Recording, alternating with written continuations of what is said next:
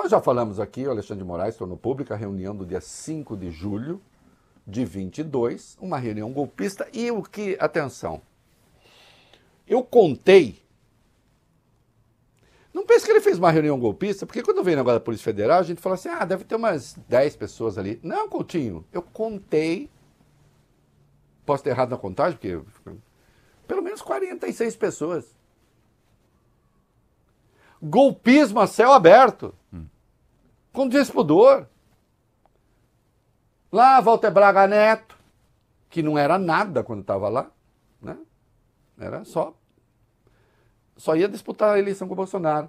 Paulo Guedes, Anderson Torres, esse entusiasmado com o golpe. Paulo Sérgio Nogueira, entusiasmado com o golpe. Estava o Marcelo Quiroga, o Wagner Rosário. Não falaram. O Wagner Rosário falou, o Fábio Faria estava lá, mas não falou. O Bruno Bianco falou. O Augusto Helena falou, e falou até demais. Uma hora o Bolsonaro deu pito nele. E depois chegou o deputado Felipe Barros. Tinha um deputado numa reunião golpista desenvolvendo e exercitando teses golpistas. Numa Câmara decente, seria denunciado ao Conselho de Ética e cassado, porque ele estava numa reunião que, acontecendo aquilo que se queria, o próprio parlamento ficaria sujeito, então, às vontades de uma ditadura.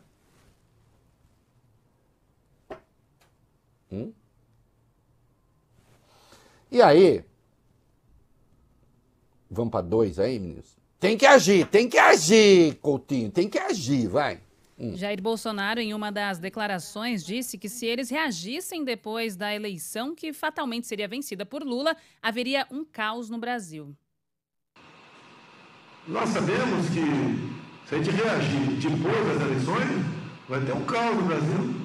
Vai virar uma grande guerrilha, uma fogueira no Brasil.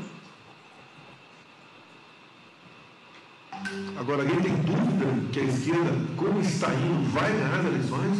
Não adianta eu ter 80% dos votos, eles vão ganhar as eleições. Disse que você teria 80% dos votos. Eu acho impressionante. Vocês entenderam a profecia que se cumpre? Ô Coutinho, as pesquisas todas indicam que o Lula está na frente. Tudo indica que o Lula vai ganhar. Se o Lula ganhar, eu digo que é conspiração. Então eu tenho que fazer alguma coisa antes do Lula ganhar. Porque senão, se eu fizer depois, vai ter guerrilha. Então a gente faz antes, porque nós somos pessoas boas. Não ocorreu a ele? Claro que ocorreu, ele sabia. Sabe por que o Lula ia ganhar a eleição? Porque ele tinha mais votos.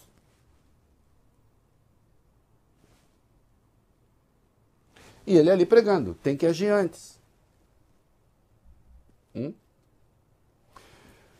Augusto Heleno, eu li ontem aqui o Augusto Heleno, eu meio imitando Augusto Heleno, mas o general Augusto Heleno, a sua maneira é inimitável.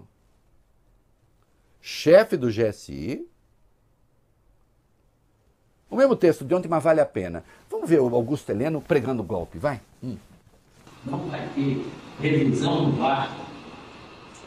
Então, o que tiver que ser feito, tem que ser feito antes das eleições. Se tiver que dar soco na mesa antes das eleições, se tiver que virar a mesa antes das eleições, depois das eleições, será muito difícil que tenhamos alguma nova perspectiva. Eu acho que as coisas têm que ser feitas antes das eleições. E vai chegar um ponto que nós não vamos poder mais falar. Nós vamos ter que agir. Agir contra determinadas instituições e contra determinadas pessoas. Isso para mim é muito claro. Eu já andei vendo uma coisinha ou outra de um vagabundo ou outro, dizendo, não é tão grave assim a reunião. O que seria grave? O que seria grave? Sair dali e já mandar o tanque sair atirando? Sim, mas depois nós vamos ver, houve preparação.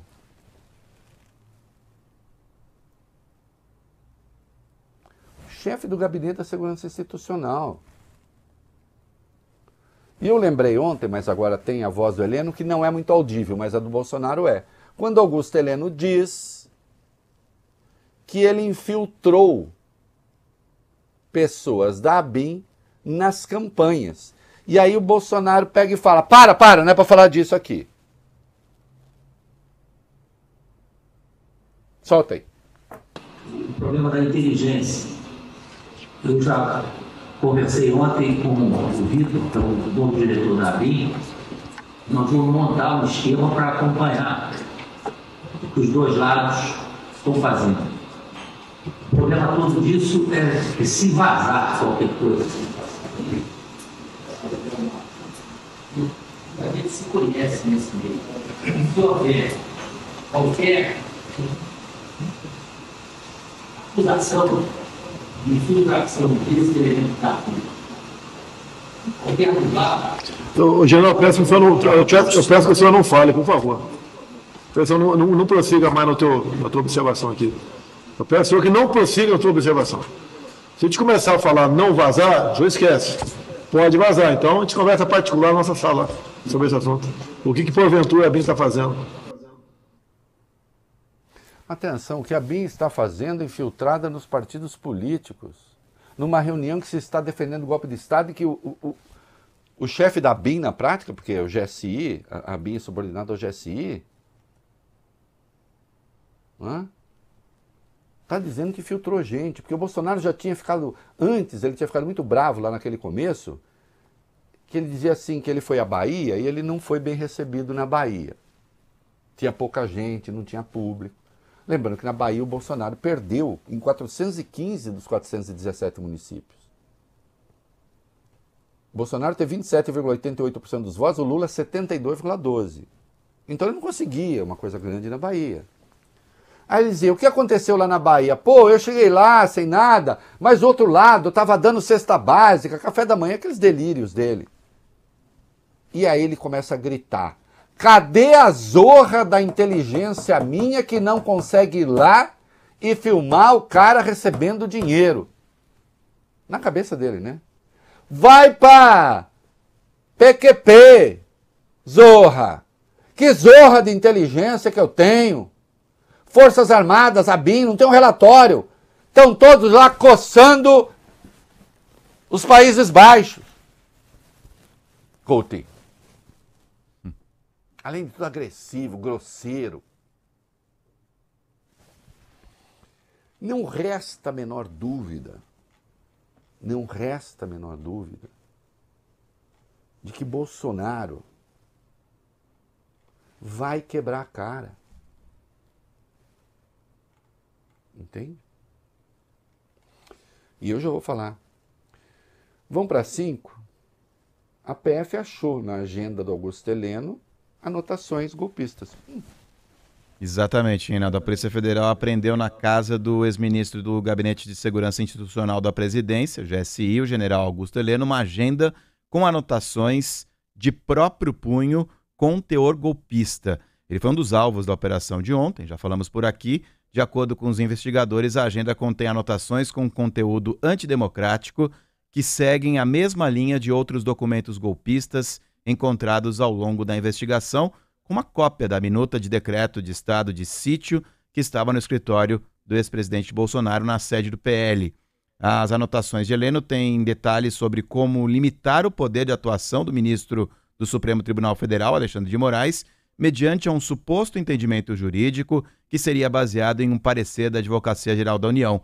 As anotações também dizem que as ordens de juiz suspeito seriam ilegais, com possibilidade de prisão do delegado que as cumprisse. Tá aí. Estava arquitetada a coisa, é inegável. Né? E aqui, uma pergunta que me fazem sempre, eu já falei, tem vídeos meus aos montes, que indaga, Reinaldo, Bolsonaro vai ser preso? Vai. Bolsonaro vai ser preso. Quando? Em princípio, depois do trânsito em julgado, isto é, depois de condenado, sem mais recurso. Porque, por enquanto, é o que vigora no Supremo. E eu, todo mundo sabe, defendo a prisão só depois do esgotamento dos recursos. No caso de condenação. Mas você tem de entender que a prisão se dá basicamente em 3 circunstâncias de uma pessoa. Ou a pessoa é presa em flagrante, Coutinho. Tem crime flagrante, presa. Ou ela é presa depois de condenada com trânsito em julgado. Deveria ser assim. Com preto e pobre não funciona não, tá, Coutinho, Larissa? Preto e pobre a gente prende e acabou, não precisa. Mas deveria ser assim. Depois de condenado. Ou uma prisão temporária, que pode ser, ou melhor, prisão provisória, que ela pode ser temporária para investigação, um tempo curto, ou a prisão preventiva. A prisão preventiva, que não tem tempo, pode ficar quando o juiz achar necessário. Prisão preventiva, artigo 312 do Código de Processo Penal. O sujeito é investigado, às vezes ainda nem é formalmente investigado, mas tem que decretar prisão preventiva, dada a enormidade do crime, etc. Mas vamos pegar aqui o cara que está sendo investigado. Ele está sendo investigado e ele pode ameaçar a ordem pública, a ordem econômica, ele pode bulir com testemunha, com prova, cometer crime novo, portanto, no caso de ameaçar a ordem pública, ou risco de fugir. E aí você pode decretar prisão preventiva. Que Bolsonaro vai ser preso, eu não tenho a menor dúvida. Que ele participou de uma tentativa de golpe de Estado, não tenho a menor dúvida. Cada vez fica mais evidente. Está aqui, incitando, insuflando. Se ele, no curso do processo, resolver tentar botar fogo, que a turma dele gosta. Vamos lá, botar fogo no circo, vamos pro pau. Não aceito esse juiz. Não aceito o Supremo. Vamos para a briga. Se descobre que ele está tentando bulir com testemunha, com prova, aí ele pode ter prisão preventiva decretada. Eu acho que a entrevista que ele deu lá para o extremista de direita de Portugal, ele deu uma entrevista, eu acho que já dava prisão preventiva. Porque ele continua a insuflar os seus contra a justiça. Mas certamente o ministro Alexandre de Moraes, o Supremo, prefere, vamos dizer assim, a extrema prudência. Né? Por quê? Que a articulação golpista se deu e que nesta reunião o que se fazia era planejar um golpe de Estado, não tem a menor dúvida, quisesse dar o nome que quisesse. Não, vamos chamar, manter a normalidade. Não, era golpe de Estado. Indubitavelmente. Então, o encontro de Bolsonaro com a Papuda, ele é inevitável. Ah, mas ele não quer a Papuda, ele quer outra prisão. Não, não, tudo bem. Vai para outra. Vai ser bem tratado. Os direitos humanos vão ser respeitados. Agora, que a situação dele se complicou barbaramente, ele sabe disso. E vocês se lembram quando se dizia: ah, esse celular do Mauro Cid não deu em nada. Não tinha nada lá. E aqui eu faço uma outra pergunta para vocês, e ainda voltamos ao tema. Será que já se sabe tudo do celular de Mauro Cid? Eu tenho a impressão de que não.